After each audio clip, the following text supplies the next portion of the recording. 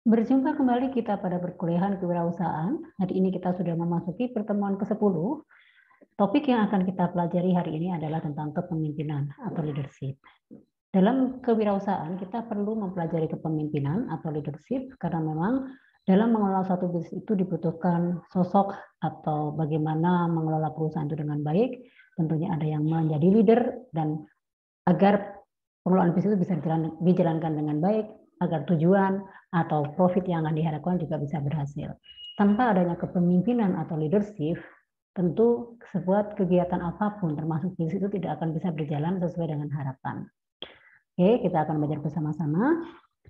Adapun tujuan pembelajaran kita ya diharapkan kepada seluruh mahasiswa yang mengikuti perkuliahan kita hari ini nantinya akan mampu memahami dan menjelaskan tentang apa itu kepemimpinan. Dan subtopik yang akan kita gali, yang akan kita kupas pada hari ini adalah satu tentang teori kepemimpinan, yang kedua adalah teori tentang pendekatan dan kepemimpinan, dan berikutnya adalah perilaku pemimpin yang efektif. Baik, sebelum kita masuk ke inti dari topik kita, ini ada sebuah ilustrasi.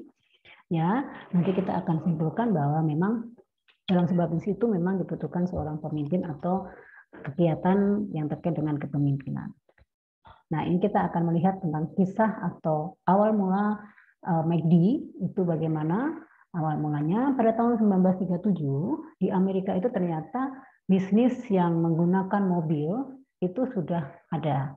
Dan itu pada saat itu memang sesuatu yang baru ya pada saat itu, dan adalah seorang kakak beradik namanya Dick dan Moore dengan menggunakan mobil.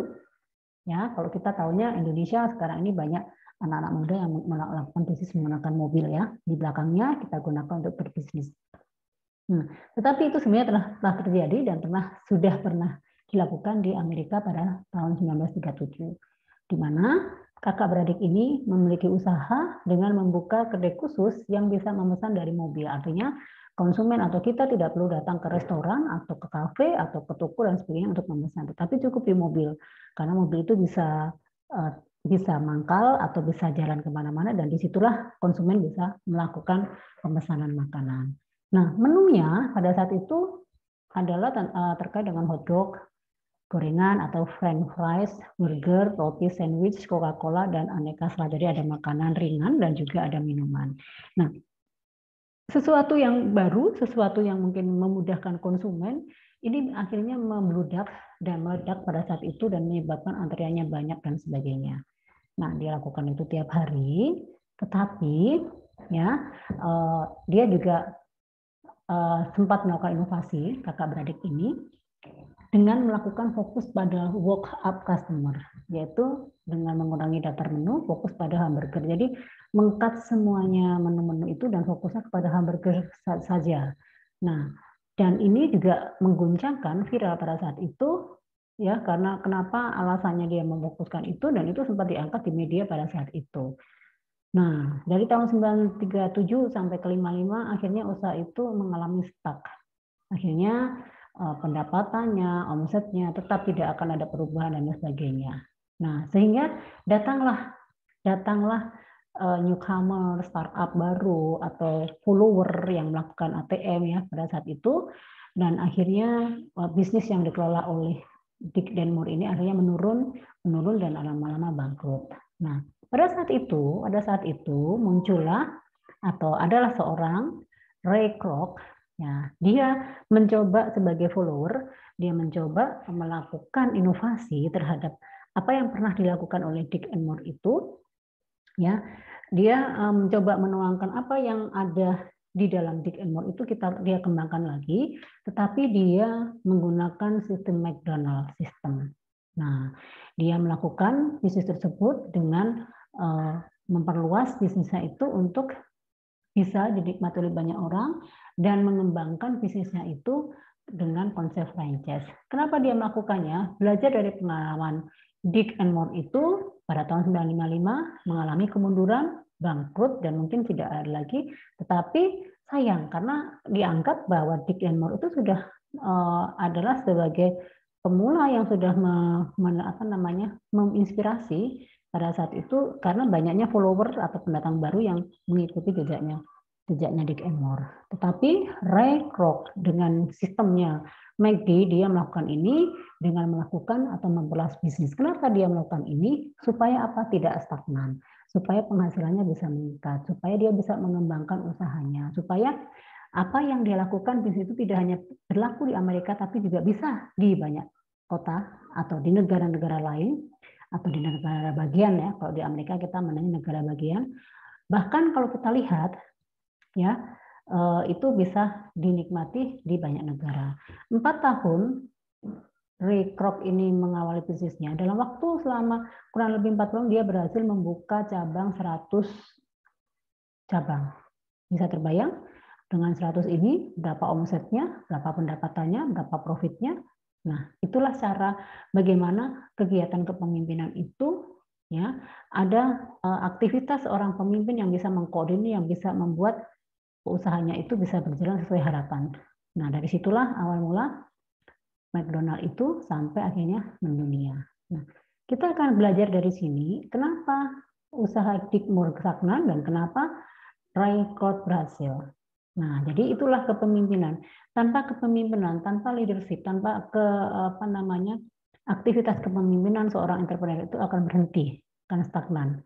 Jadi dengan kepemimpinan, dengan adanya seorang pemimpin atau kepemimpinan, aktivitas kepemimpinan, usaha akan bisa tumbuh dan menjadi besar dan luas. Oke, ini ada beberapa yang harus kita pelajari bersama.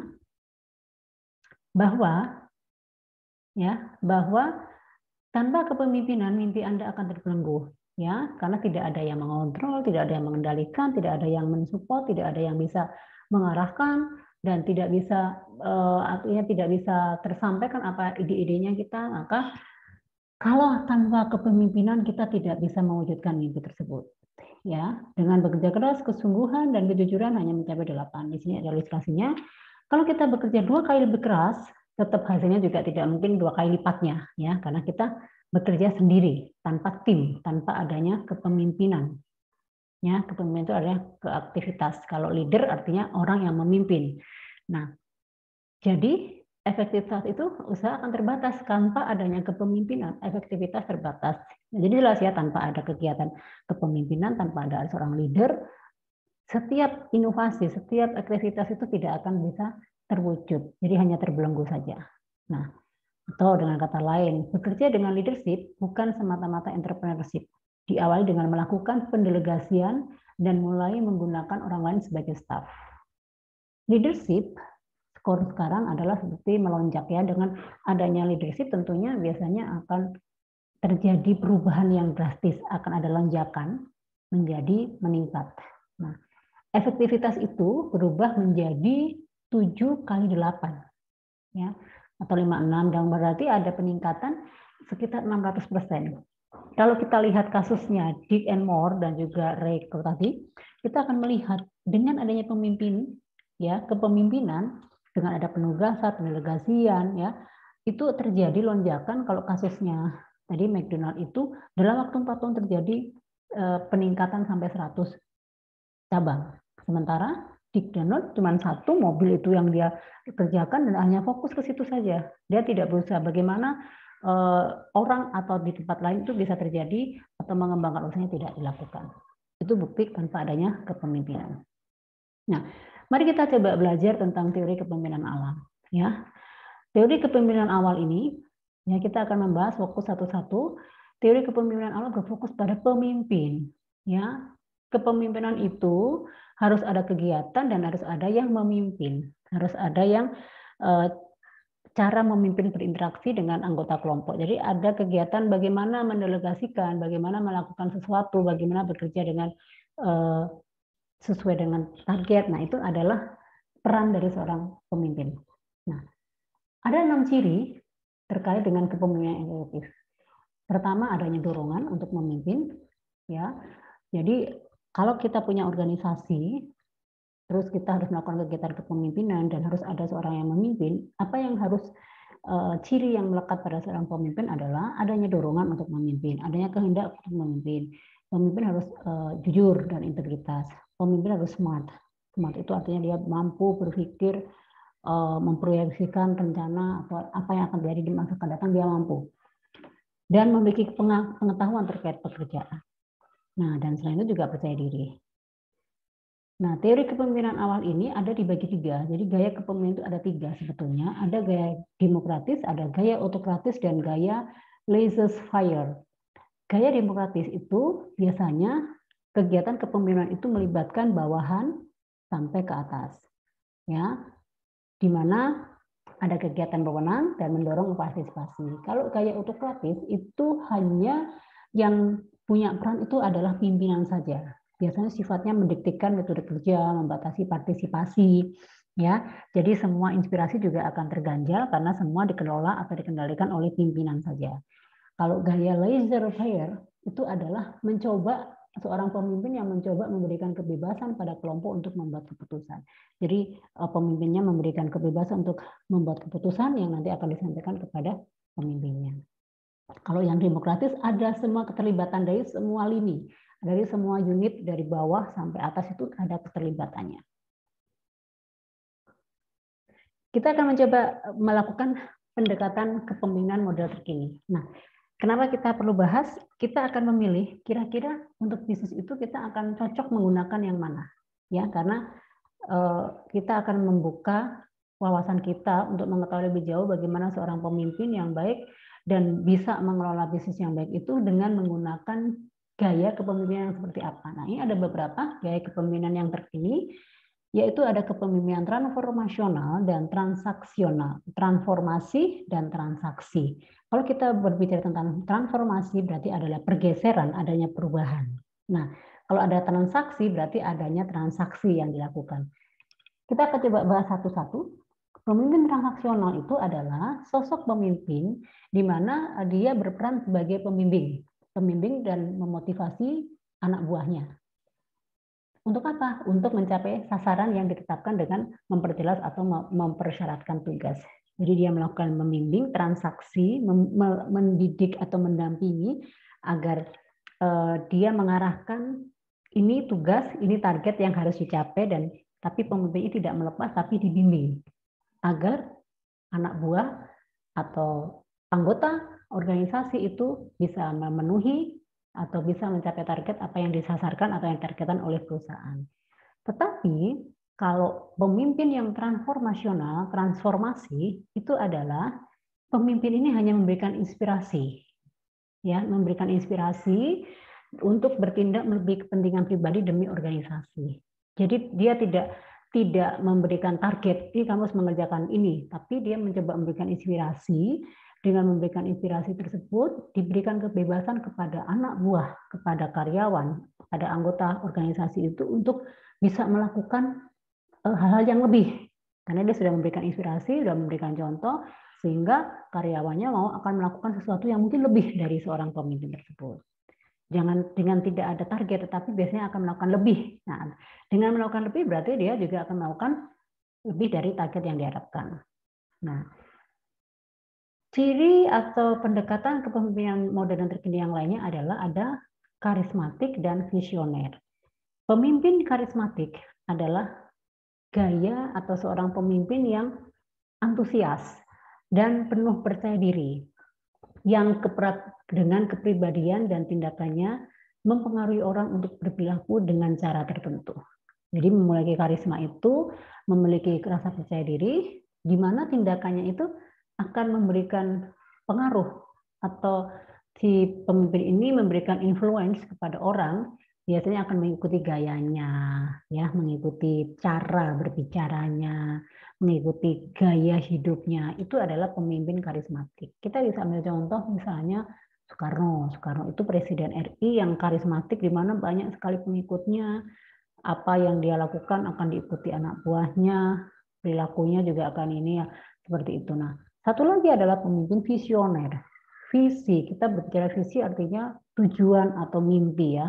Pemimpin yang melampaui karisma karena kemampuannya menciptakan dan menyatakan visi yang realistis, layak dipercaya, dan menarik mengenai masa depan. Jadi pemimpin yang jauh memandang ke depan, memiliki mimpi, memiliki cita-cita yang realistis, tapi ya realistis yang nantinya akan diikuti oleh anak buahnya karena optimis dia memiliki rencana-rencana untuk masa depannya. Nah, kepemimpinan itu yang pertama, ya kita biasanya memimpin tim itu adalah penghubung dengan pihak luar. Dalam kegiatan kepemimpinan, ada satu aktivitas yang dilakukan oleh seorang pemimpin dan juga tim. Yang pertama tentunya pemimpin itu akan melakukan komunikasi dengan tim. Dan pemimpin ini harus bisa menjadi penghubung dari pihak perusahaan yang kita bangun atau bisnis yang kita kelola dengan pihak luar. Yang kedua, pemimpin tim itu adalah menyelesaikan masalah. Pemimpin tim harus mampu menjadi penyelesai masalah. Ketiga, pemimpin adalah manajer konflik. Yang dimaksud dengan manajer konflik ini artinya kalau ada konflik internal, dia harus bisa mengelola, harus bisa memanage dan bisa menyelesaikan konflik yang terjadi. Dan keempat adalah seorang pemimpin tim atau leader adalah pembina. Pembina itu ya sekaligus membimbing, mengawasi, memantau apa yang dilakukan oleh tim atau anak buahnya. Nah, di sini kita akan jelaskan beberapa perilaku pemimpin yang efektif. Kalau kita mengelola bisnis, hendaklah kita menjadi seorang pemimpin yang efektif. Ya, efektif itu artinya apa? Ini tujuannya supaya bisnis kita itu berjalan langgeng, bisa berkembang, bisa berjalan lancar, dan stabil sampai seterusnya. Apa yang harus dilakukan? Yang pertama, seorang pemimpin harus bisa memberikan contoh kepada karyawan. Itu pasti. Kalau seorang leader tidak bisa memberikan contoh, ya tentunya anak buah juga akan mengerjakan apa adanya, mengerjakan suka-suka yang dilakukan oleh anak buah. Tetapi kalau dia pemimpin yang baik, dia harus memberikan contoh agar apa yang diinginkan pemimpin, apa yang diinginkan organisasi bisa dilakukan oleh karyawannya. Terus seorang pemimpin itu harus mampu menciptakan suatu tatanan nilai dan keyakinan bagi para karyawan dengan bergairah. Jadi memberikan tatanan nilai, membangun nilai-nilai positif dan memberikan kepercayaan kepada karyawan supaya mereka memiliki gairah dalam melakukan pekerjaan dan lebih produktif. Berikutnya, pemimpin yang efektif itu harus mampu memfokuskan upaya para karyawan, harus mampu memfokuskan apa yang harus dikerjakan oleh karyawan terhadap tujuan yang memang harus dicapai. Jadi membuatkan sebuah rancangan, membuatkan sebuah garis-garis besar apa-apa saja yang harus dilakukan karyawan dan terus mengarahkan kepada mereka untuk mencapai tujuan tersebut. Nah, seorang pemimpin harus mampu menyediakan sumber daya yang dibutuhkan karyawan untuk mencapai tujuan. Artinya bahwa dalam mencapai tujuan itu harus ada support sumber daya yang memang harus, yang kalau memang dibutuhkan ya harus disiapkan. Kalau tanpa ada dukungan itu kadang akan menurunkan semangat produktivitas daripada karyawan. Yang berikutnya adalah pemimpin harus mampu dan menghargai, mendukung para karyawan. Pasti harus mensupport, memberikan apresiasi kepada karyawan. Dan pemimpin yang baik dan efektif itu selalu melakukan komunikasi dengan para karyawan. Ya, memang dalam kegiatan kepemimpinan itu harus wajib ada komunikasi yang bagus, yang sehat antara pemimpin dan juga tim, ya. Karena tanpa ada komunikasi pasti akan terjadi terjadi konflik, dan biasanya dalam produktivitas kerja tidak akan tercapai kalau itu tidak dilakukan oleh seorang pemimpin. Perilaku pemimpin yang efektif: satu, menghargai keragaman para pekerja. Yang jelas, merayakan keberhasilan para pekerja itu artinya mengapresiasi, mendorong kreativitas, jadi mensupport kreativitas ya, agar mereka selalu memberikan inovasi, memberikan banyak masukan-masukan kepada perusahaan. Mempertahankan selera humor, ya bekerja itu tidak harus tegang, tetapi seorang pemimpin itu harus fleksibel, tidak harus fokus, tidak selalu serius, tetapi ada kalanya harus dicairkan dengan humor dan sebagainya. Dan harus menatap masa depan, artinya kita harus memiliki visioner yang jelas. Ini adalah memotivasi agar gairah atau produktivitas kerja bagi perusahaan itu bisa terbangun ya, karena ada kegiatan kepemimpinan, dan itu dibutuhkan dari pemimpin yang efektif. Ada beberapa tips ya untuk memupuk kepemimpinan. Satu, kalau ingin menjadi seorang pemimpin itu harus mengupgrade knowledge ya, rajin membaca ya, terus membuka jendela sel-selmu, artinya kita membuka apa yang harus kita lakukan. Kalau kadang kan kita perlu ilmu, perlu pencerahan, nah itu kita harus melakukan itu. Terus Tetaplah dengan disiplin diri, bekerja dengan prioritas. Terus berikutnya, tips yang kedua adalah mengerjakan apa yang harus dikerjakan dan selalu berusaha mendelegasikan tugas agar karyawan itu, agar tim itu juga merasakan bahwa dia diberikan kepercayaan. Terus membangun kepercayaan dan respect, menjaga kestabilan emosi. Memang benar dalam memimpin itu tidak boleh emosi, tidak boleh membangun emosi, tetapi kita harus bisa mengendalikan, mengontrol karena kita berhadapan dengan banyak karakter. Ya, dalam mengelola bisnis itu kan tentunya kita menemui banyak sumber daya atau karyawan yang berbeda karakter. Disitulah kita diuji, disitulah seorang pemimpin itu harus mampu mengendalikan emosi dan harus menjadi seorang yang netral. Melatih diri dalam berkomunikasi, karena inti dari sebuah bisnis atau sebuah keberhasilan dalam berbisnis itu adalah komunikasi. Belajar untuk menulis, kalau menulis itu artinya untuk koresponden dan sebagainya, dan menggunakan manajemen waktu, manajemen yang baik. Jadi kita akan kembali menerapkan PUAC, ya, itu dengan baik, itu tentunya akan membantu kegiatan akses kepemimpinan itu juga menjadi lebih sempurna. Apakah ada pertanyaan di sini? Baik, kalau tidak ada pertanyaan, kita langsung masuk kepada tugas. Ini tugas mandiri. Silakan Anda melakukan tugas ini dengan bagaimana cara menentukan seorang entrepreneur itu melalui model kepemimpinan.